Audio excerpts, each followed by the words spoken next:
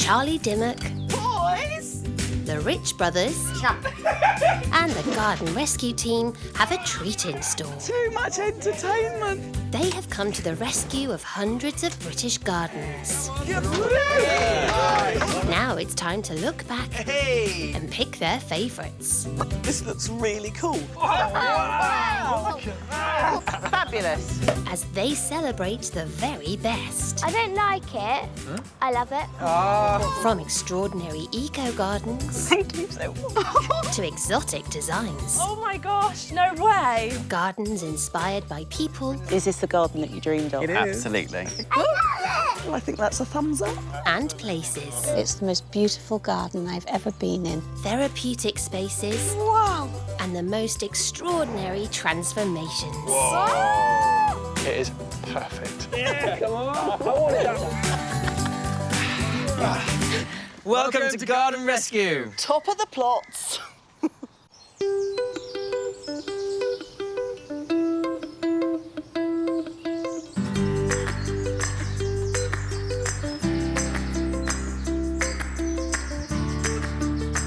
So, Harry, David, today it's all about transformations of gardens, making those huge changes from something that looks like a wreck into something that looks fantastic. Come here, Charlie. Very funny. Yeah, we've had some real blank canvases, haven't we? They've given us no inspiration, no ideas. Some of the roughest, toughest, heavyweight battles. One does spring to mind, I have to say, and it was literally like a back alley. I mean, ugh. Are you talking about Jason and Esther's backyard? Perhaps, maybe a car park. Yeah. I think more car park than backyard. Every garden rescue is a labour of love. But Jason and Esther's backyard was in need of a total transformation. It was nothing more than a concrete jungle with a shed plonked in the middle. I don't know who planned it, but I mean, just pour down a whole load of concrete. Yeah, not good. Not good at all. Not good. The team certainly had their work cut out. The Rich Brothers' winning design focused on creating a green and private space with a nod to Jason's previous career in the army, with a spectacular poppy meadow. Let's do it. But the first job for the landscapers is moving that shed. There you go, there's all the heavy stuff for you. Okay, gently, gently. Gently, gently. Whoa, whoa, whoa. One man show. She's got a manhole cover we can't cover up, but that's it. So just forward. No, when that comes in, that'll be fine. Look. So this in.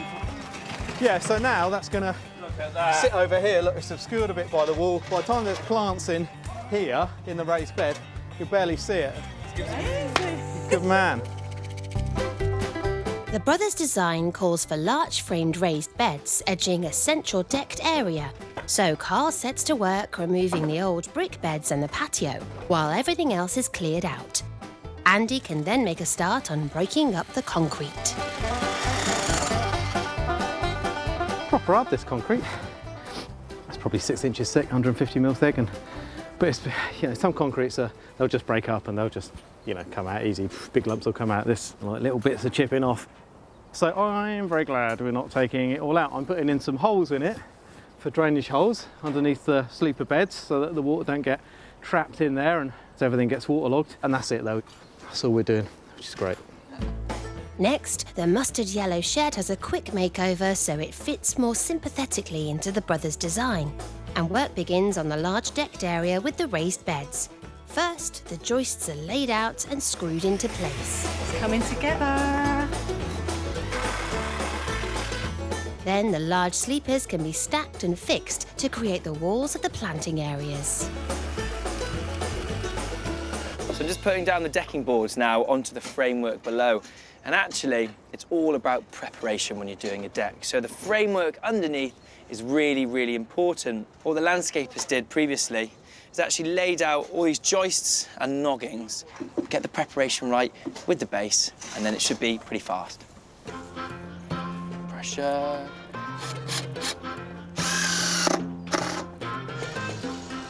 With the decking coming on, David's got further plans for the shed. Now, this garden's all about deception. We're almost hiding the fact that the garden is actually built up from this concrete slab. Now, what I'm doing here is actually putting a abstract camouflage paint onto the shed, and that has a dual purpose. So it's a lovely homage to the idea that Jason had his past career in the army, but also it's just a lovely way of making it blend into some of the plants that we're putting into the garden. Dave, where's the shed gone? Oh, there. It works. The next task is a key part of the design. A living wall or vertical garden has to be built that will give privacy. And this is a job for Charlie. So I'm thinking of running the fence right onto here. Okay. A larch timber all the way through. Yes. Like that. You can. Like that, yeah. And then you do your living wall on that bit. Yes. And that's just a screen. So just one timber. Now they've established where the posts need to go, Chris is on hand with his breaker to drill yet more holes into the concrete. Still really noisy here. The tranquility of a beautiful garden is just a wonderful thing. The posts are then secured into the holes with more of the grey stuff. The living wall or vertical garden will not only screen the deck from prying eyes, but help surround it with lush greenery. Charlie's keen the wall doesn't block access to the space, so she leaves a gap wide enough for a wheelbarrow, though not a small tree. Did you see that? Just got thrashed by a lilac right in the choppers. She also wants to construct troughs, which she'll attach to 3 of the horizontal planks and fill with soil. These will then be packed with plants to create the living wall. These small beds could also be planted with vegetables that can survive in shallow soil. Leafy greens like lettuce or short variety carrots will do well. Actually got to the bit of putting the plants in now with this living wall. So all I've basically done is created these troughs in the screen, and then I'm going to plant it up. Now the troughs are actually quite narrow, there's not much soil, so I'm using plants that are quite robust. Now the ivies were very, very dry, so I've been soaking them in a bucket of water. And the great thing about when you buy ivies is that there's 4 or 5 plants per pot. So the ivy's going to go in there. Ivies are in, trailing nicely, almost like a cascade of foliage in front of the screen. And just for a bit of zap of colour, the boys have asked me to use these begonias. I particularly like them because of the green and the red contrast. Begonia semperflorens. Semper means forever, florens means flower. Exactly, and I just came over to say how happy I am that you used the plant, the exact plant that we wanted you to. You mean I'm doing what I'm told to do? Wow. So this means that forever flowering, which means they flower all summer long. Fantastic. I mean, couldn't have been better news. We'll let you be. Sure you don't want to take some home for your new garden? Go on then. With the living wall complete, David cracks on with the all-important poppy meadow. To give it that quite informal look, I'm going to be drawing out these little pockets of beds, and that's where we're going to put the poppy within. Cool, wandering path. And with the concrete dug up, David and Harry get on with their planting. And there's a reason that we haven't used the classic memorial poppy in this garden, and that's because it's actually an annual, so it is less reliable than the oriental poppy here, which has a permanent summer presence. Now it gives exactly the same effect, but with a slightly larger flower, so it really does have a lovely impact within the space. So all throughout the season, it's going to be a really powerful plant in the garden. Now, we didn't want to occupy this whole space with the poppies. Yes, they're beautiful and they've got such an impact, but we actually wanted to knit them amongst a few other perennials, one of which is salvia. And now orange and purple have a lovely contrasting colour, so it really makes the poppies stand out. And the second is Cicericium. Now, that has an evergreen leaf, quite opposing to the poppies, and it means it holds this structure and holds this side of the garden together when the poppies die down. And those all together create a lovely kind of impactful garden that has plenty of colour. What passed for Jason and Esther's garden was nothing more than a grey, oppressive space. But the Rich brothers rose to the challenge of transforming it.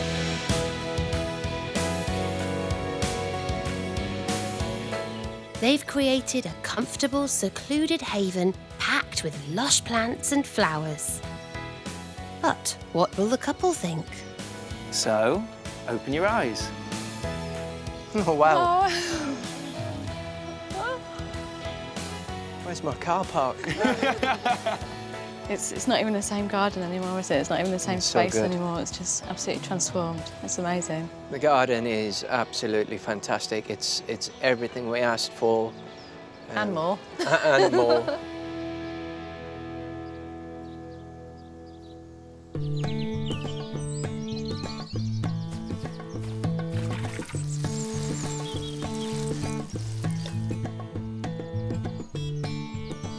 That really was a wonderful transformation. Yeah, it was. Got to say that camouflage shed, mark of genius. Oh, thank you very much. Hedges are a great way of disguising those unsightly things within your garden. Now, this beech hedge must be 3-4 metres tall, and it's doing a great job at dividing this garden.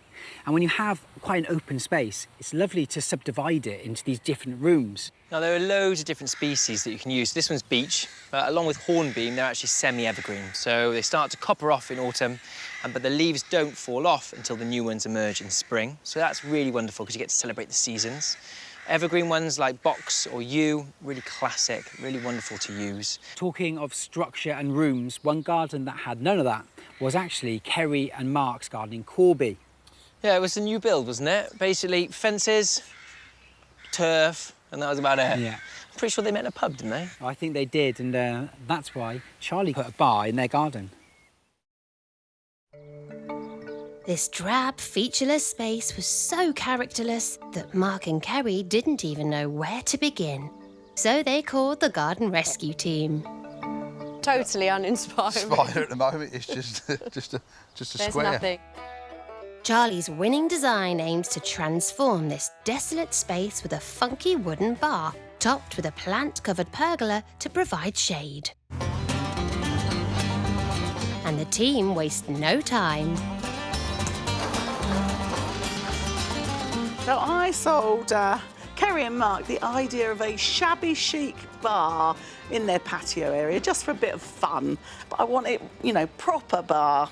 Foot rail, high enough to lean on it, overhanging bar bit so you can tuck the stools underneath. Even a swag of lights. Round the front, David and Harry are getting started on the accessories for the bar. A lovely byproduct of having all of these materials delivered to the garden are these pallets. Now, some of them can arrive a little bit tattered, but this one here is in good condition, so it'd be lovely to recycle it into the garden. And continuing with that pub garden theme, I think I'm going to make something quite in-fitting with this guy here. Upcycling old wood into tables or seating is a great cost-effective way to add a rustic touch. Harry's knocking up a couple of bar stools for Kerry and Mark to perch on. In essence, it's a very simple construction, and it's almost a systematic approach. By cutting these legs, you've got 4 of them, and in turn I'm going to cut some little smaller pieces, very similar like this, and they're going to fit in between. I'm going to screw them together, and that's going to create a lovely rigid framework for the stool. Now, these posts, they're 3 by 3 inch, and they're softwood and treated, so they're going to have a lovely bit of longevity. And they roughly cost about £16, so that's a very cost-effective way of creating a bit of bespoke seating in your garden. And as opposed to Harry's more systematic approach, I definitely call this one free-form jazz. So I'm having a little bit of fun with it. What it's going to be a drinks shelf and a wine glass rack. So it's going to be cut off to about there. This is going to be the shelf where the bottles will go. Then underneath that will be another shelf with some notches cut out where we'll slot on the wine glasses. So it looks a little bit rustic at the moment, but I have no doubt that it's going to look great in the end. Out back, the hard landscaping is really taking shape and Charlie can start planting. A considerable amount of the budget and time will be given over to horticulture to bring this place to life. First plant going in, and what a plant!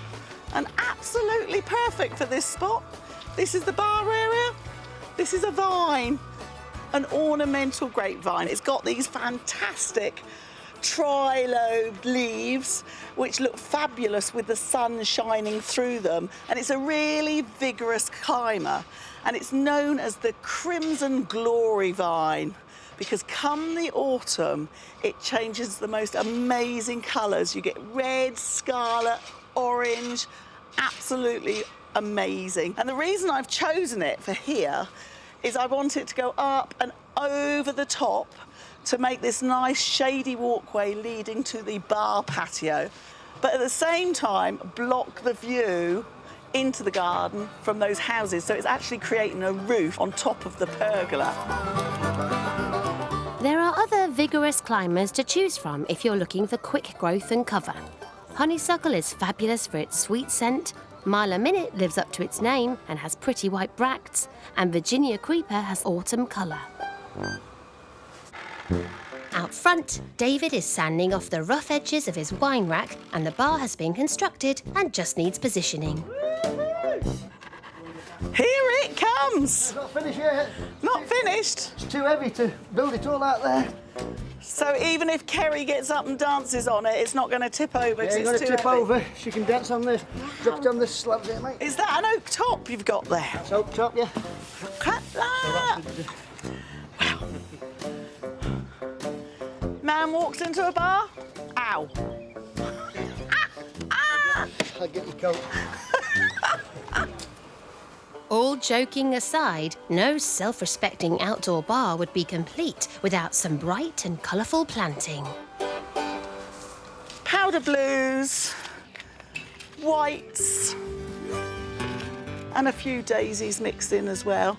So in actual fact, those colours are really quite calming colours. And as this is going to be an area where everyone sits and relaxes, I wanted the colours to make them feel relaxed. So that's why I've gone for all the soft, pale, cool colours.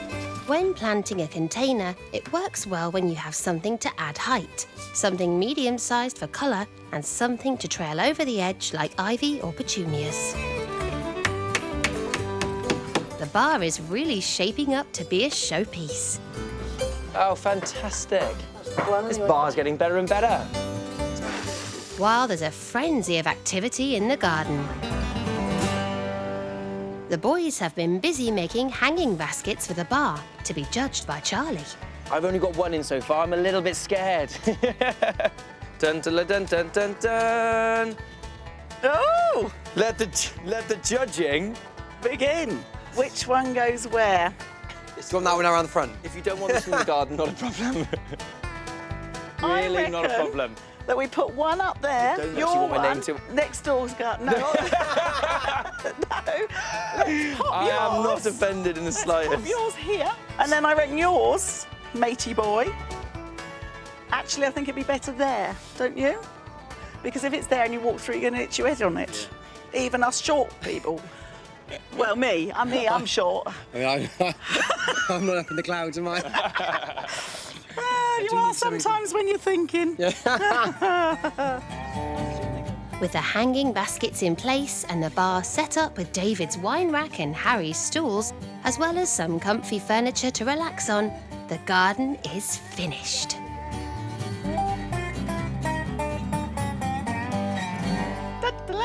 Oh, Nice, is it? delicious lemonade. Delicious. Last orders, ladies and gents. Kerry and Mark's garden was the dictionary definition of a blank canvas. No plants, no trees, no structure. But after this magnificent transformation from Charlie, the couple finally have a place to entertain and relax. Oh my God, it's gorgeous. Oh, I can't take it all in. It's not our garden. Fridays now, I will be looking forward to even more now, to sit in my own bar, my own garden. Yeah. Can't wait. To relax. Yeah. With a drinky poos.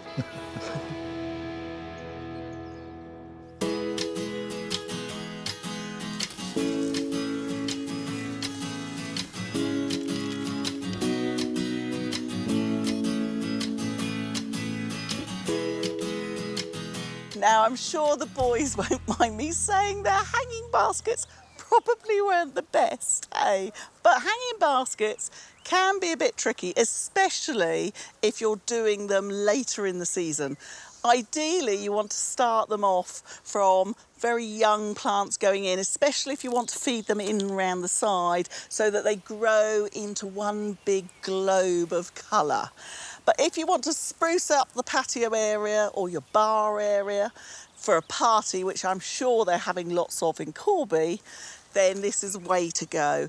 Choose your hanging baskets. Now, hanging baskets dry out really quickly, so you can either go for ones that are lined with plastic and you just pierce the holes about an inch or so up so you get a reservoir of water, or you can use a normal saucer that you'd put underneath your plant pot in the bottom of your hanging basket, so there'll always be a little reservoir of water build up there, because with hanging baskets you're going to be watering them at least once a day, in the summertime probably twice a day. And when it comes to the plants, just choose 2 or 3 varieties. If you go for more, it all gets a bit sort of messy. So I've gone for some nice lemon pansies, pink pelargoniums, and then some ivies to trail, which you can then weave in. And you can get potting compost that has already got moisture retention crystals in, which makes life much easier.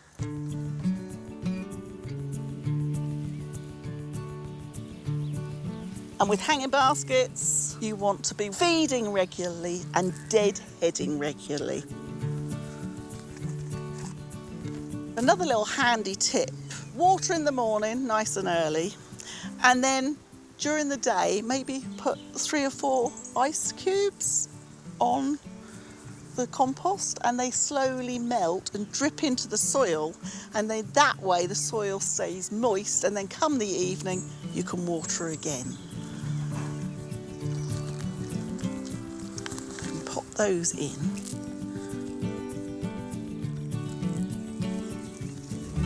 Right, there we go. Pick up the chain. Ta-da! So all that needs now is a good water, and when you hang it up, make sure the bracket you put it on can take the weight, because it's quite heavy. And for our next transformation, Steve and Nadine in Cardiff, whose garden was literally a building site. Our next top of the plot's garden transformation was for Nadine and Steve.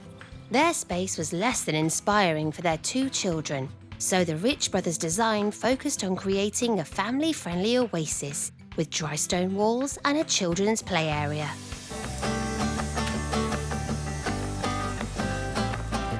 And once the garden is cleared of all that debris, the first job is tackling the dry stone walls. Traditionally, farmers and labourers used to use a stone that was just lying around. So all the walls you see kind of out in the fields and in the distant landscape were all made on site. What we're doing is we're kind of introducing more of a modern element to that. So we're using this crop stone, which is usually about 5-6 inches in width. And that makes it a little bit easier because uncropped stone comes as it is, really random sizes, and it means it's a little bit more tricky. But that's what I kind of love about stone walling, is that it is a puzzle. Every stone is different, and you can never make the same stone wall the same way. So we always say every stone has a home. So Dave, you try and find a home for him. No, don't give me the pressure of that. Giving you a difficult one. You have, haven't you? What about there, boss? Why not? I thought it was every gnome has a home. I'm pretty sure it was every toad has a moan. Are you saying I'm an old toad moaning? No. Oh! I mean, he's pushing it now, isn't he? He's pushing it. The toys might come out the pram. If dry stone walling is a little daunting, this could be made with bricks and cement, something the boys are also cheekily using. So we're doing a tiny bit of a cheat on this wall. So on the outside, it's going to have the dry stone wall effect. So we've used no mortar to bed the stone in, so it's got that lovely traditional look. On the inside then, we've got this mix of cement, which is going to connect and bind them all together, making it nice and sturdy. Oh, I feel you shouldn't beat yourself up too much there. I wouldn't say cheat. I'd like to say modern interpretation. That's a lovely way of thinking. It is, it's nice, a bit more artsy, isn't it? But actually, I think it's 100% necessary with this. Because it's being used as a bench, as a seat, it's going to get a lot of usage. Traditionally, with stone wall, you put the stones in, and then the offcuts like this, you pack underneath to make it all nice and tight. But you also use tie stones, and they lie across the whole width of the wall like this. And what they do is they kind of hold the wall together. Without these tie stones, the wall would just fall apart, so they're really key. With so much dry stone walling to build, it's down to Charlie to make a start on the children's play area. Right then, Scotty. You ready for this? I am indeed. So this is going to be the children's play area, but tasteful, not big pink things and trampolines. First job, a raised wooden walkway through the plants for Effie to balance on and use as a seat. So step up onto that, about that high. Then step up a bit more onto that. Then step down onto that. But I thought it would be really good if that was joined together, because I think balancing like that a nice little turn. is Tricky. Tricky, but that's really good for children and adults to sort of make it a little bit difficult, not too high, because if you make it very high, then you've got to make sure that there's a cushioned fall. But we're literally going to go up just a small step and then another small step. So it probably won't be more than about 8 inches high at the highest. The children's boardwalk must be absolutely safe, so Scott secures the posts with cement. Almost got some mix in the hole. While Harry and David move on to the second wall, which is L-shaped, Charlie's able to make a start on the other feature of the children's area, a swing made from chunky sleepers. So we're going, what, 18 inches? Yep. I reckon. What we're doing is doing a frame for the swing. If you had an A-frame shape, then you wouldn't have to go in quite so deep into the ground. But having an A-frame, it makes it way more obvious. So we're just putting the sleepers in, so it'll just be like an upright arch with the swing at the bottom, and we've left enough space so that there's no chance of hitting the balancing beams. And then from the kitchen window, this will just look like an upright timber with a climber going up it. So it won't look like a swing at all. The stone walls are really starting to take shape. Look at that finishes her off. And in no time at all, the frame for the swing has come together, although there's one small hiccup. It's very annoying. The sleepers aren't the same size. Rustic. But that's fine. That's all right, yeah. It's right. You can make a simple swing seat by threading rope through holes bored in a piece of timber, but be sure to tie some excellent knots. And with the swing in place, there's just time to add the finishing flourishes. And the garden is finished. Before they called on the help of the garden rescue team, Nadine and Steve's outdoor space was nothing more than a building plot.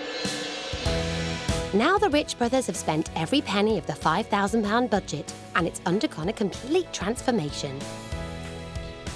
Time to find out what Nadine and Steve think. So open your eyes. Oh, look at this! What do you think, Effie? Whoa. Bit different, isn't it? It's amazing. Wow. Yes, 2 wows. I just can't believe it. I really love it. I really do. It's just fantastic, the way that everything's come together and the brief, and we wanted multifunctional and something that would be for the children as well as for the adults, and it's just, yeah, it's great. It's been nailed, totally.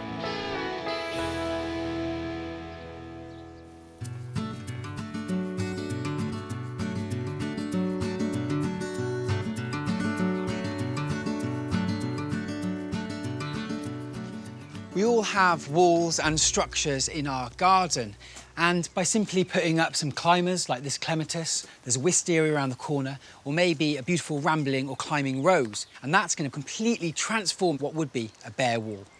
And transforming the view was one of the issues we had in Birkenhead.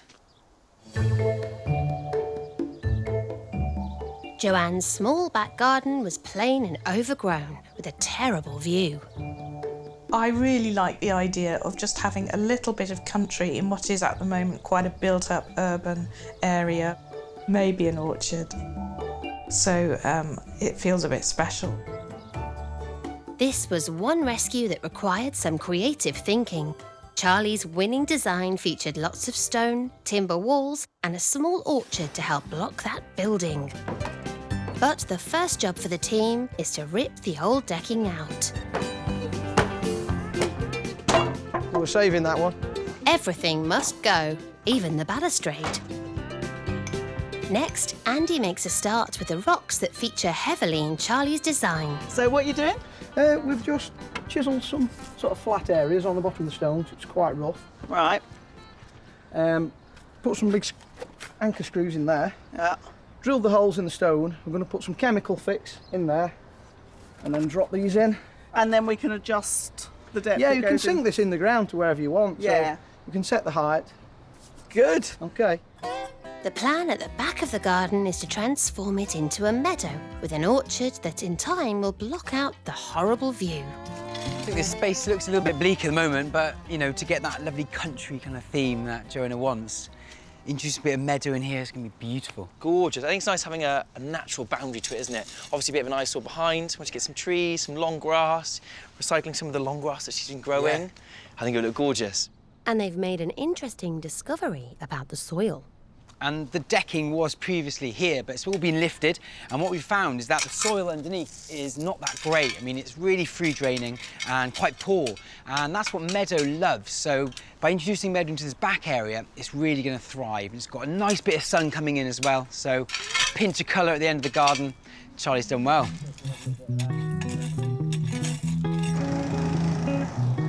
No meadow is complete without green pastures.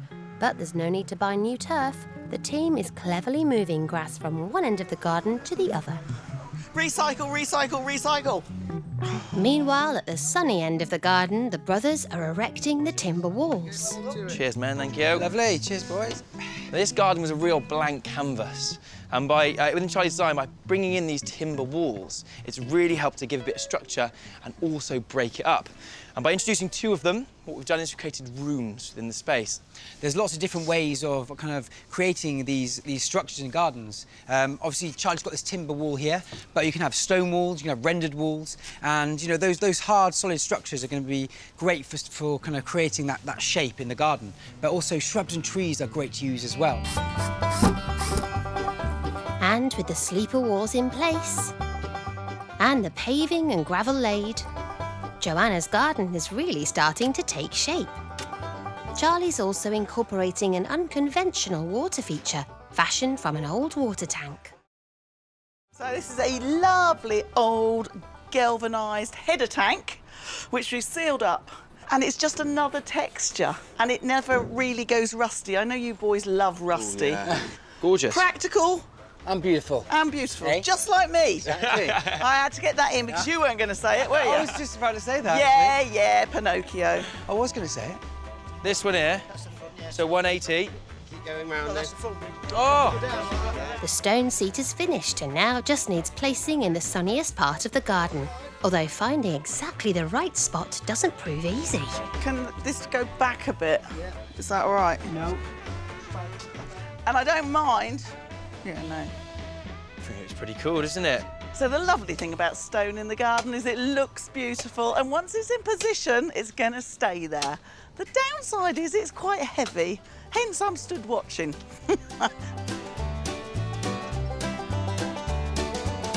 That is it. You've got it, boys. The team is making sterling progress and the garden is coming together beautifully. Charlie's about to plant the first tree for the new orchard that'll eventually block the awful view. But first, David cuts a piece of pipe to insert into the ground so the tree roots can be easily watered. As you can see, the root ball is nice and wet, and it's going to be a case of facing it up, putting our watering pipe in. I'm going to hide it around the back so you can't really see it,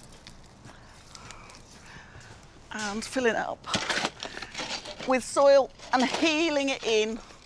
So that means getting your boot in and swashing the soil down so that it's firmly in the ground. So watering is a key factor when you're establishing a new tree, because that's one of the main killers of trees when they're newly planted. With the last few plants in place and some final details, the garden is finished. And what was an uninviting space has been transformed into a relaxing garden where Joanna can get away from it all. Time to find out, though, if Charlie has delivered. OK, Joe, have a look at your new garden. Oh, gracious! I think it's amazing. Yeah? I love it.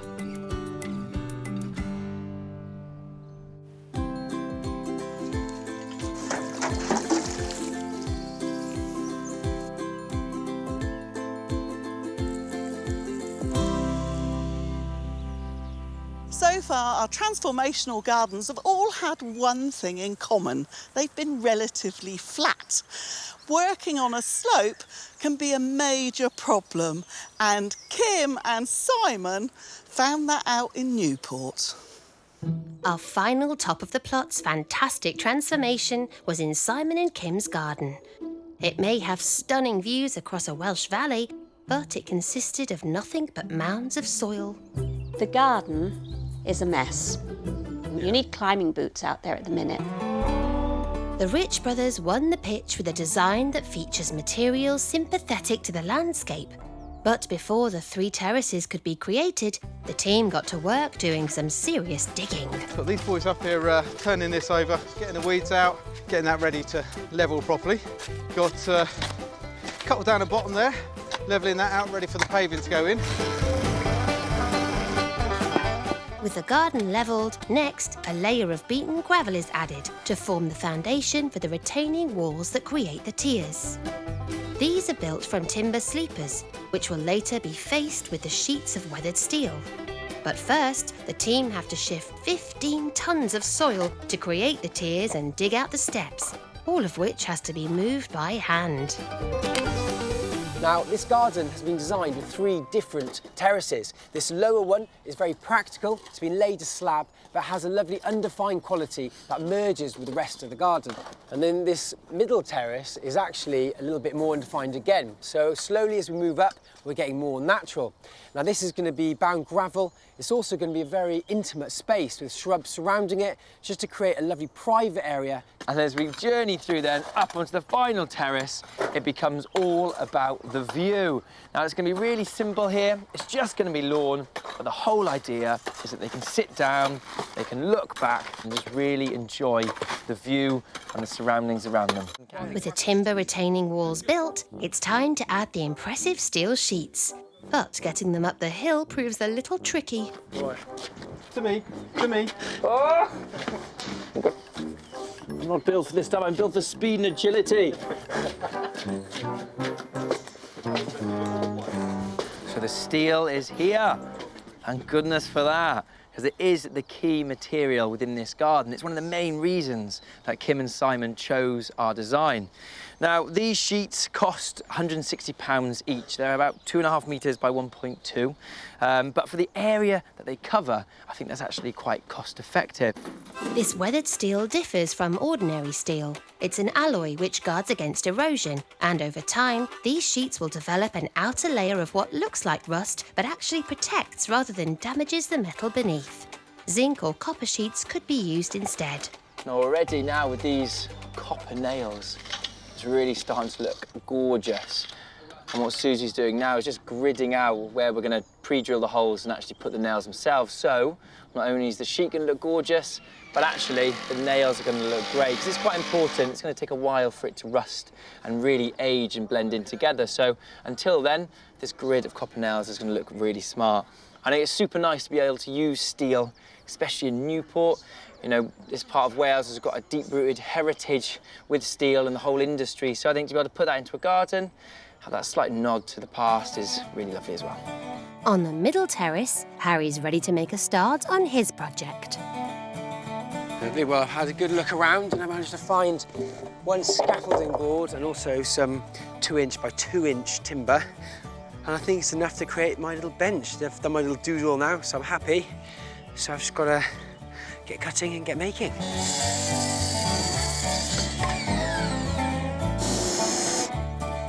So what I'm doing now is I'm using a countersink, and that really creates a nice little inlet so that when I screw the screw into this piece of wood, the head of it disappears and becomes quite flush and sunken into the wood, so it's a nice seamless finish.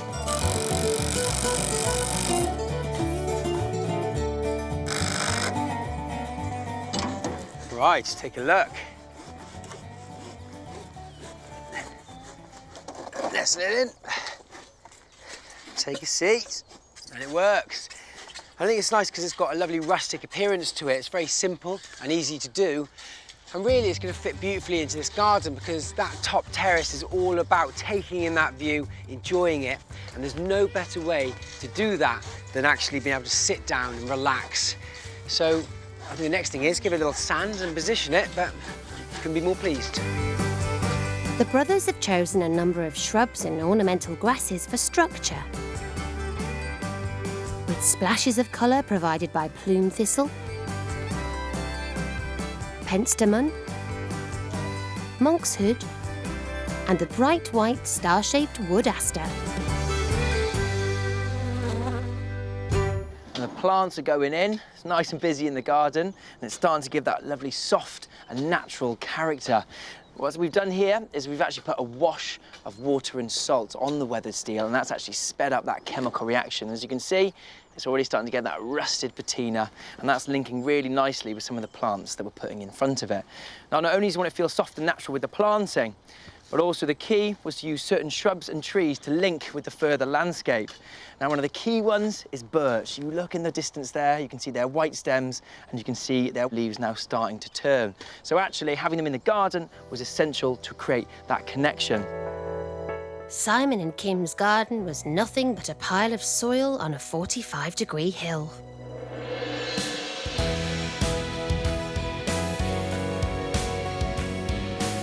But the Rich Brothers design turned it into this stunning garden, costing £5,000, with 3 clearly defined terraces, each offering a different environment to relax in. How will Simon and Kim react to the changes? So, 3, 2, 1, open your eyes. Oh, look at that. That is unbelievable. Oh, wow. Is it really the same place? No, it's not at all. No, it's not. No. Yeah. What do you think? That's incredible. It's incredible. Oh, Thanks. sure. Thanks so much. Yay! Absolutely. No worries, it's a pleasure. Absolutely remarkable. Oh, wonderful, guys. Good, I'm glad you like it. I can't believe you've done this. The garden is absolutely spectacular, isn't it? It's astonishing. It's quite astonishing. Amazing, and I think it's the most beautiful garden I've ever been in. I really, really do. And it's mine.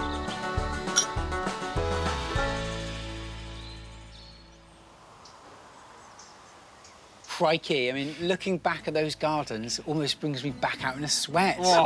They were all really challenging, but well worth it. Yeah, and I loved the steel in that garden, using a different material. It was really quite lovely, the contrast with the Welsh hills. Oh. And what a hill! It was, yeah. Some great transformations there, boys. And I'm sure there's many more to come.